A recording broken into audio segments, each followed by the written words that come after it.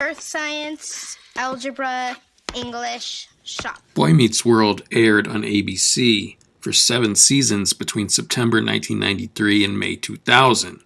The series centered around Corey Matthews, played by Ben Savage. But the real reason people tuned in was to see Danielle Fishel, who played Topanga Lawrence. In 1993, at the age of 12, she began her role as Topanga Lawrence Matthews on the ABC series Boy Meets World. Originally written as a small part, Topanga became a recurring role, and after a successful first year, Fishel became a show regular. The show ended in the year 2000, but at this point, she was already a household name. Fishel was on the cover of 17 magazine in December of 1998. In June of 1999, she was one of the 21 hottest stars under 21 in Teen People magazine. She was on the cover of GQ magazine's Hottest Stars to Watch in the October 1997 issue. So let's fast forward all the way to 2018 when she marries Jensen Karp. Now, this is where it gets dark, but not in the way you might think. You see, Jensen used to be a rapper. So in this video, we are going to dive into the career of Jensen Karp, aka Hot Karl. Now, first off, we gotta talk about the name. A lot of people have a lot of different definitions of a Hot Karl, but essentially, it's taking a dump on someone's face. I definitely think I have one of the top 5 worst names in hip-hop. There's an urbandictionary.com, and if you go on Hot Karl, there's like 5 or 6 definitions, and the 5th one is a rapper from San Fernando Valley. So I always thought that was phenomenal that I made my way into making, a 5th definition for shitting on someone's chest. And the Hot Karl name would be an indicator of what he would rap about, and even maybe an omen of his rap career to come. Back in 1999, LA's Power 106, which is one of the most popular hip-hop stations, had something called a roll call. In the roll call, 2 callers would go back and forth and drop a couple bars. One caller would be declared the winner, and it was uncommon to win more than a couple in a row, and Hot Karl won 45 days in a row. I heard him on the radio. They had these little contests on the radio, people call in and rap over different beats. I'm driving home, and they were like, we're doing the roll call in 20 minutes. He used to call the roll call, and he used to just kill everybody. And he won for like 30 days or 45 days, something like sick. So I call, and I wanted to do the name Jensen because that was my real name. And I was like, I'll just do, but then I figured if I fuck up, I got to make up a name, and that's when Hot Karl really came together. So this led to him meeting some music industry people, and eventually the labels started calling. Karl was murdering them, you know what I mean? He was doing this thing, and he caught my ear because he was comical at the same time. I was like, Hot Karl jumps over competition like hurdles. I keep it underground like Teenage Mutant Ninja Turtles or something really weird or whatever, and they went crazy. Basically, after he'd won those 45 days or whatever it was, labels were calling like, yo, who is this cat? And he's white? So let's interrupt this really quick to talk about his flow, which won him the roll call 45 days in a row.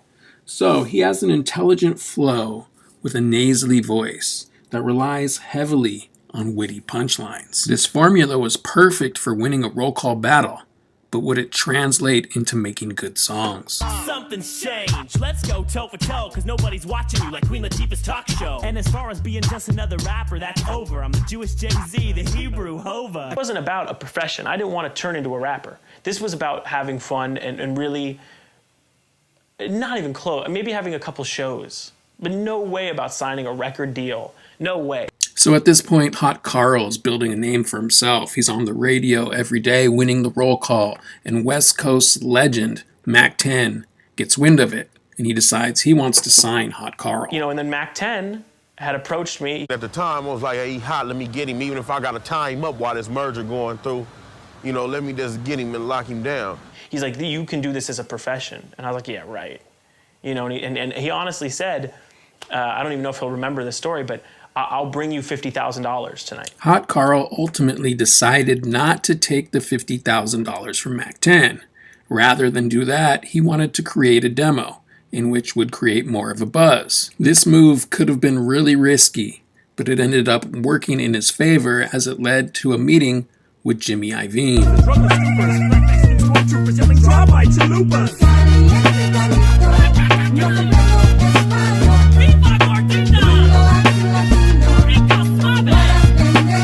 I was invited to Jimmy Iovine's house. They had called me to meet with him that weekend.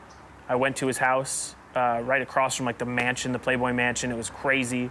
I mean, we watched a movie in his like personal movie theater, and there was like candy and popcorn and sodas, and you know, he had people serve us like a salmon plate. It was like a joke at that point, and it definitely woos people over, and it definitely works. And that was the night where he was like, well, I really want to get this done, and I was like, can I have another person serve me a Snapple? I said, Jimmy got a lot of money, man. Sign with him. You know what I mean? Because I ain't a hater like that, and I ain't into holding nobody's career up. Jimmy Iovine got a big checkbook, man. Sign with him. That's exactly what I told him. So Hot Karl signs with Interscope Records. How do you take an intelligent but goofy white rapper and make him successful in an industry that's based off of street cred? Well, fortunately for Hot Karl, Interscope was willing to throw tons of money at his record, and he was pretty much open to getting whatever artist he wanted, and he used that to his advantage, getting guest appearances on his album for Redman, Kanye West, DJ Quick, Will.i.am, Fabolous, Maya, Sugar Ray, DJ Clue, and MC Search. There was talk of Timberland on the record, major talk of Timberland, a meeting with Timberland. The price wasn't an issue on anything. It was weird. The Hot Karl project made me jealous, because he was getting all this attention from Jimmy and DJ, and here I am, I've been signed there since '97, and I wasn't getting attention.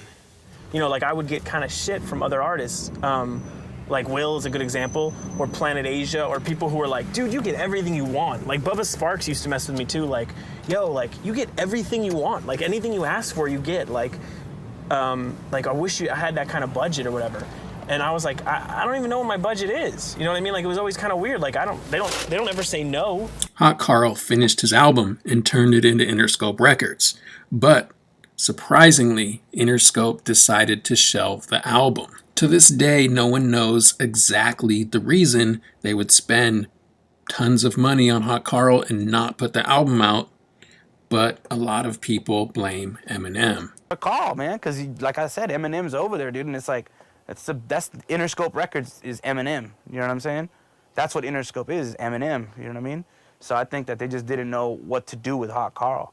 Like, they had a dope MC who didn't look like a gangster, didn't have all that bling, but just, what are we gonna do with him? They didn't know what to do with him. There's tons of conspiracy theories and thoughts about what happened to my album and why it never came out. I mean, it's weird that they would spend so much money and then just sort of tax write it off. I'm not against the theories. I think that the fact that having your largest cash cow be a similar artist to the one that's coming out, there's no need to do that. It's filling a niche that they already had. If I would have come up with the hottest single of all time, then sure, they would have put it out. But I admit I didn't have the hottest single of all time. I had good music. I had a good single. Interscope never put out the album.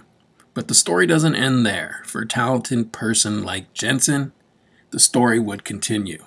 Jensen opened up an art gallery in Los Angeles called Gallery 1988. He went on to write for numerous TV shows, including the WWE Raw, James Corden Show, the ESPYs, The Masked Singer, and he even took a radio gig in 2018 with Kevin and Bean on the world-famous K-Rock in Los Angeles. In 2018, he married Danielle Fishel. The two have 2 sons together, and also in 2016, he released a book called Kanye West Owes Me $300, in which he talks about his times coming up as a white rapper in Los Angeles. Jensen's album was never released, and he never made it as a big rap star, but he still went on to be a very successful person, which goes to show just because one door closes, it doesn't mean another one won't open up. This concludes the story of Hot Karl, aka Jensen Karp. I am the truth, aka Paul Pierce, aka George Washington, because I cannot tell a lie about white rappers, and I'm out.